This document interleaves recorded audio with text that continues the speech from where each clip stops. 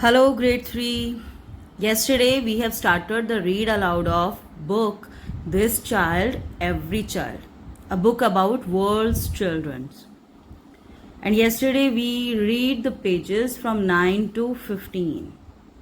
So let's see what are the other rights of the children which are equal in all over the world.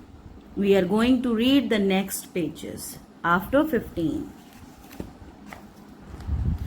So this is page number next of this book, and it is saying about children health. If you have access to healthcare, clean water, adequate food, and a healthy environment, you are better off than many children in the world. Children who lack even one of these things can be in danger. So if you are having all the facilities, having the hospitals, having the clean water, you are getting good food in the home, and you are having the environment that is good for the health, that means you are living very clean, you are living in very clean environment. But look at this child. It's Hakim, a 10-year-old boy who is the child of Addis Ababa, Ethiopia, and he is going to school, and due to school he is getting food also. And half of the children of that area, Ethiopia, they don't have adequate food or even good environment. School, if he is going into school, he is getting the checkup of the doctor, but in surrounding areas there is no facility for the children. And it's saying that in the area where this boy is living, they are facing problem of health. The students or children who are living there, they are all not able to go to school, and they are not getting good quality of food, good quality of environment, and even not proper healthy clean water for drinking also.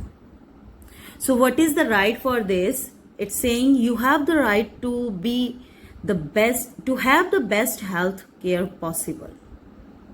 Safe water to drink, nutritious food, a clean and safe environment, and information to help you stay well.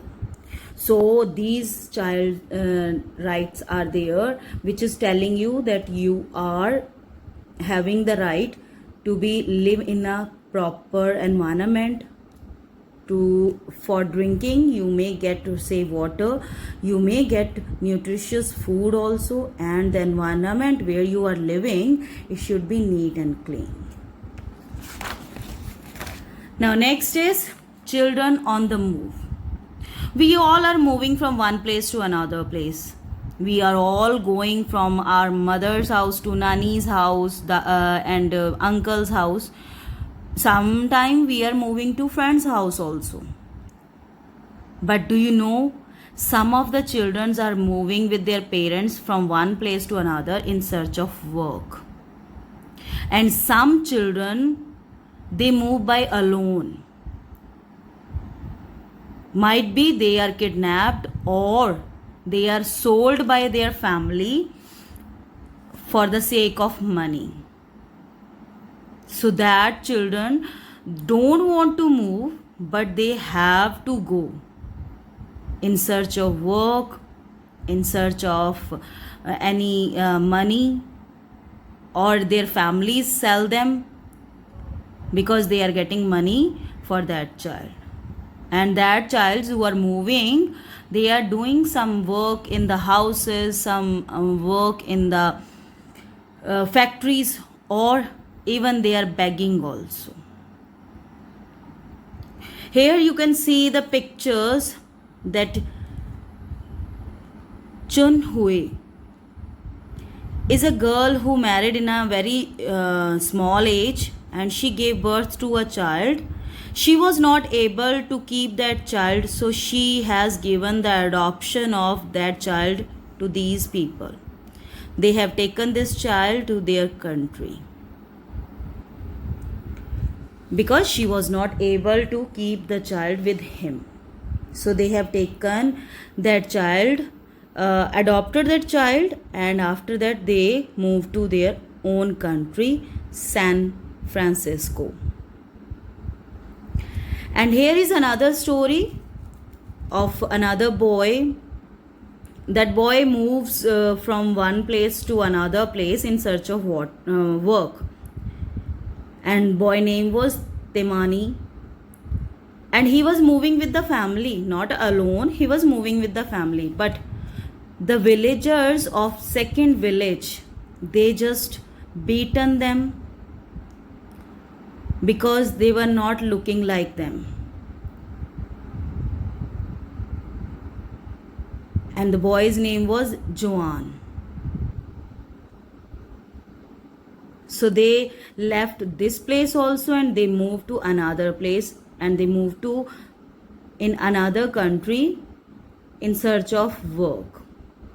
They find the work over there in that country, but still their conditions were not good because everything they need was not available for them. So what is the right for it when you are moving from one country to another country is that if you live in a different country than your parents do, you have the right to be together in the same place. It is your right. You are allowed to live in the place where your parents are living. You have the right. You can live with them. You have the right to be protected from kidnapping. It is your right that no one can kidnap you, and you are having the right of protection also. You have the right to special protection, and if you are refugee, as well as all the rights in this convention. If you have been forced to leave your home and live in another country, if you are refugee, you are moving from one place to another place, then also you are having these kind of rights. No one can harm you, no one can kidnap you, and you are allowed with all the rights to live there. Now next is here, you can see the picture, children at school.